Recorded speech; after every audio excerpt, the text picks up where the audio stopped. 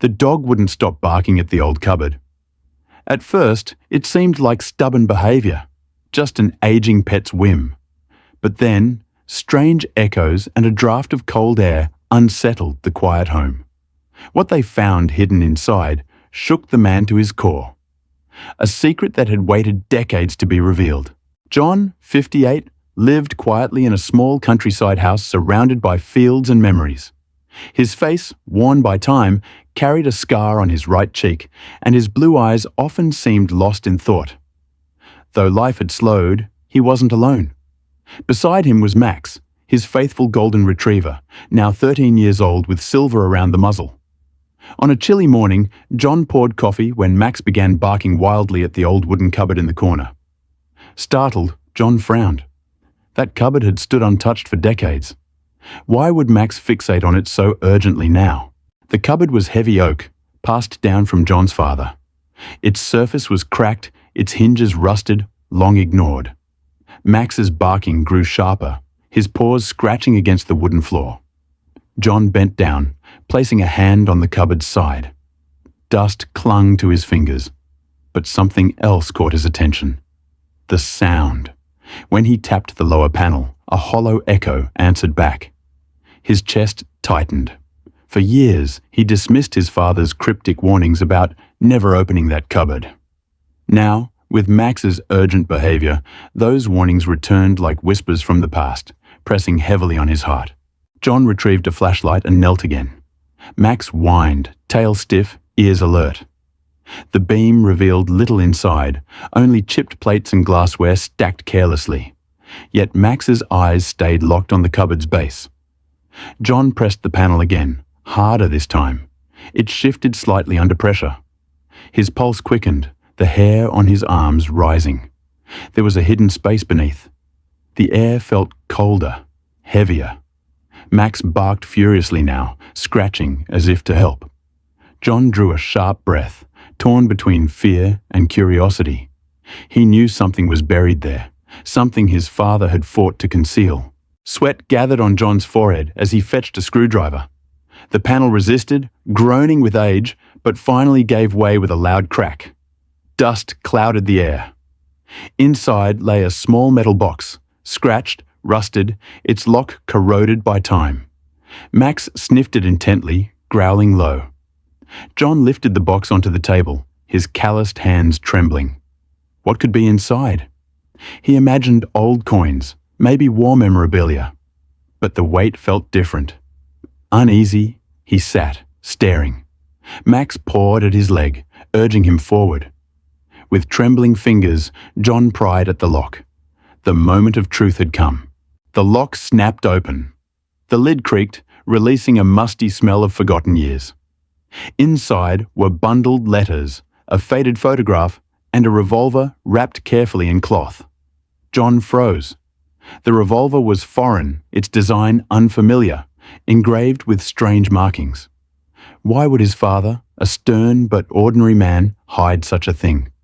Max pressed against him, barking once, as if to warn.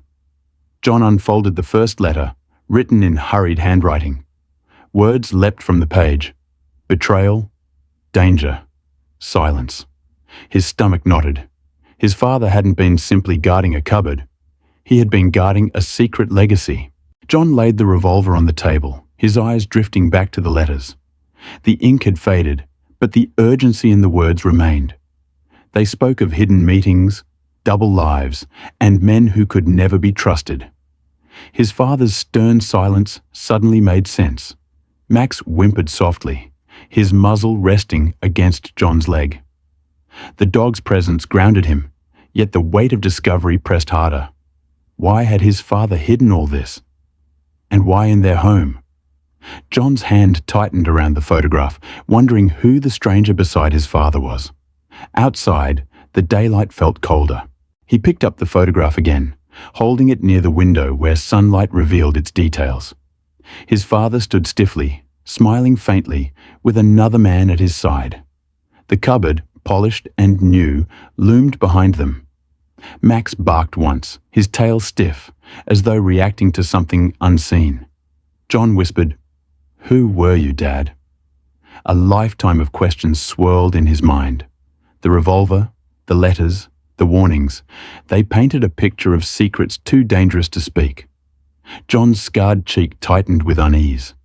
For the first time, he wondered if the past his father carried might still reach for him. John unfolded another letter, the paper fragile, nearly falling apart. The words told of betrayal, someone close who had turned against them, and the danger of exposure. A chill ran down his spine. He had always thought his father was just a simple veteran, stern but honest. Now he saw a man who carried shadows. Max growled at the cupboard again, as if warning there was more. John leaned forward, pressing the hollow wood. Another echo. His pulse quickened. Could there be another hidden chamber? He pushed harder, and the wood shifted slightly, releasing a faint draft of air. Determined, John removed the back panel, his hands steady despite his racing heart. Behind it lay another compartment, smaller, darker. Max sniffed furiously, scratching the wooden floor. John reached inside and pulled out a cassette tape wrapped in cloth. He stared at it, stunned. His father had hidden not only letters, but a voice. Dust clung to his fingers. He dug through storage, finding an old player. Max sat close, ears perked, waiting. John inserted the tape. Static filled the room. Then a man's trembling voice. If you are hearing this, they know. Protect the box. Protect your family. The voice on the tape grew more frantic. It spoke of spies, betrayal, and a meeting that had ended in blood. Then silence. John sat frozen, the cassette spinning idly. His father hadn't been a bystander. He had been part of something dangerous, something that lingered long after the Cold War ended. Max nudged his knee, brown eyes full of loyalty, grounding John's spinning thoughts. His father's warnings were no longer echoes. They were real, and now they belonged to him. The cupboard, once ordinary, had become a doorway into a past still alive, still dangerous, still watching. John replayed the tape, straining to catch every word. The voice mentioned codes, a hidden network, and names he didn't recognize. It wasn't just family history, it was espionage. He leaned back, the scar on his cheek burning as if memory itself cut deep. Max whined and placed his paw on John's knee, sensing his master's unease. The letters, the gun, the voice, all spoke of a dangerous secret. John's father had lived 2 lives. Outside, wind rattled the window, and John felt eyes watching him, though no one was there. The past was no longer silent.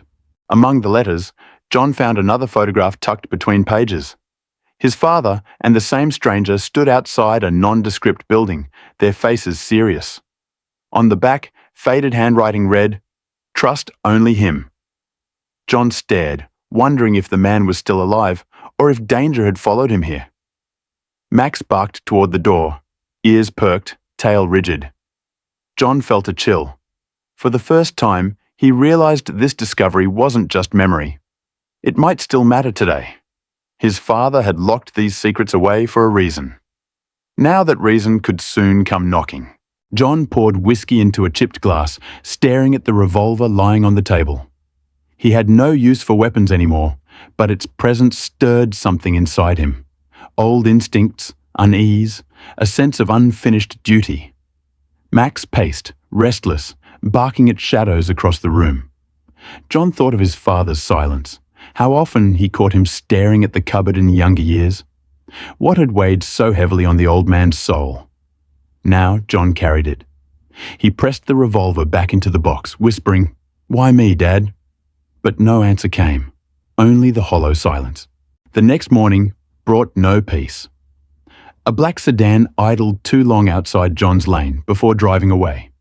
He noticed it from the window, unease growing in his chest. Could it be coincidence? Or had someone been waiting for this moment? Max growled, watching the road intently. John tightened his flannel around his shoulders, mind racing. The letters spoke of betrayal, of men who never truly disappeared. His hands shook as he returned to the table. He had uncovered his father's secret, But perhaps the secret had also uncovered him. And now, there was no turning back. John called Clara, an old friend who had spent her life researching Cold War history. She arrived by noon, tall, with chestnut hair and sharp eyes. Her curiosity turned quickly to alarm as she read the letters. "This is more than history," she whispered. "These are classified matters." Max sniffed her hand, then lay quietly, sensing her sincerity. John's heart pounded. Clara urged him to protect the documents, to move them somewhere safe. But he hesitated. These weren't just papers. They were his father's truth, entrusted to him. And some part of John couldn't let them go just yet. That evening, John couldn't shake the image of the sedan. Every creak of the house felt louder, every shadow longer. He paced the wooden floor, his boots echoing in the silence. Max stood at the window, growling softly at the darkness outside. John clutched the journal, running his fingers across the faded cover. His father's words echoed. Silence was my shield. But silence no longer felt safe. He wondered if people were still searching, waiting for the past to resurface. The cupboard was empty now, but its secret had already spilled into the open, and danger might be near.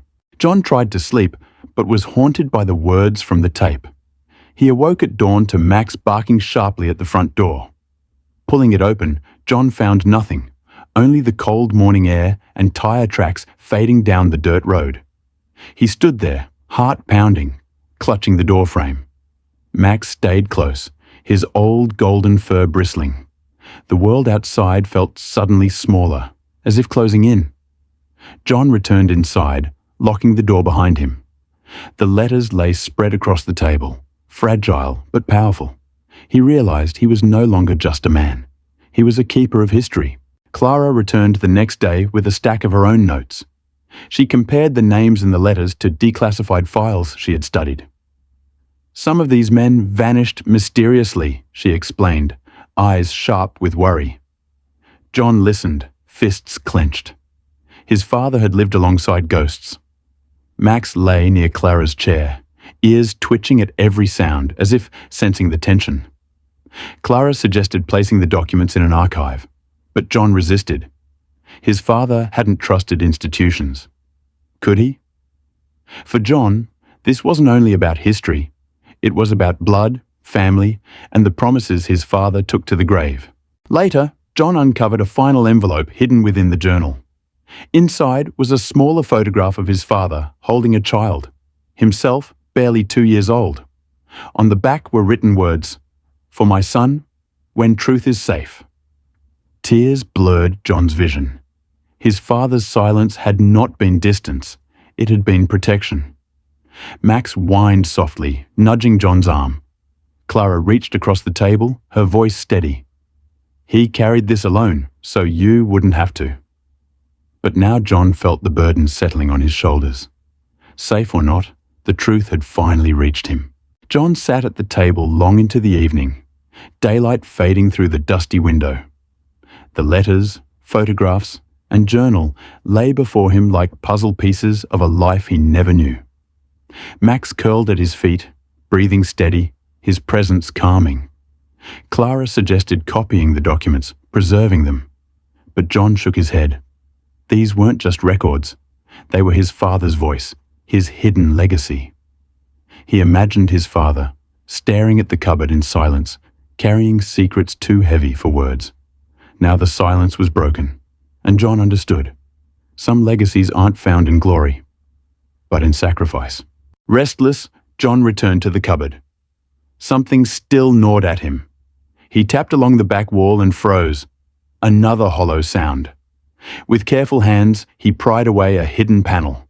Behind it lay a leather-bound journal, pages brittle with age. Max barked once, then sat, watching intently. John opened the journal, heart racing. Inside were codes, maps, and a detailed account of covert operations. Each page revealed a world his father had never spoken of. His father hadn't been just a quiet veteran. He'd been a keeper of dangerous secrets, protecting his family from shadows. John spent hours turning the fragile pages, each line handwritten by his father. The journal was part confession, part record, and part warning. It spoke of spies who vanished, operations that never reached the history books, and promises sealed in silence. At the back, his father had scribbled, "If my son reads this, forgive me. I chose silence to protect you." John's throat tightened. His father's burden had been immense, a lifetime carried quietly. Max rested his head on John's knee, sensing his grief. For the first time, John didn't just see secrets. He saw sacrifice and love. The final pages of the journal shook John deeply. His father described long nights fearing discovery, watching every car that passed, listening for knocks at the door that never came. He admitted loneliness, but also pride in protecting his family. John read until his vision blurred with tears. He whispered, "I forgive you, Dad." Max whined softly, pressing close, offering wordless comfort. Clara sat quietly nearby, her eyes moist. The cupboard was no longer terrifying. It had become a vessel of truth, one that connected John not only to danger, but to the deepest heart of his father's love. John carefully gathered the letters, photos, revolver, tape, and journal, placing them gently into a wooden box. He didn't know if the world would ever see them, but he understood now that they were more than history. They were a legacy. Max wagged his tail, calmer than before, as if knowing the secret had finally been honored. Clara helped close the cupboard, its panels empty for the first time in decades. Sunlight streamed across the floor, bright and warm. The house, once heavy with silence, felt lighter now. The ghosts had spoken. The burden had finally been shared. That evening, John sat in his favorite wooden chair, Max curled peacefully at his feet. The setting sun painted golden streaks across the walls. He gazed at the cupboard, now just a piece of furniture, stripped of its shadows. A faint smile touched his scarred cheek. "Thank you, Dad," he whispered softly, "and thank you, Max." The dog thumped his tail, eyes shining with loyalty. For the first time in years, John felt true peace. The terrifying secret had not destroyed him. It had given him understanding, connection, and closure. The past had spoken, and love had endured.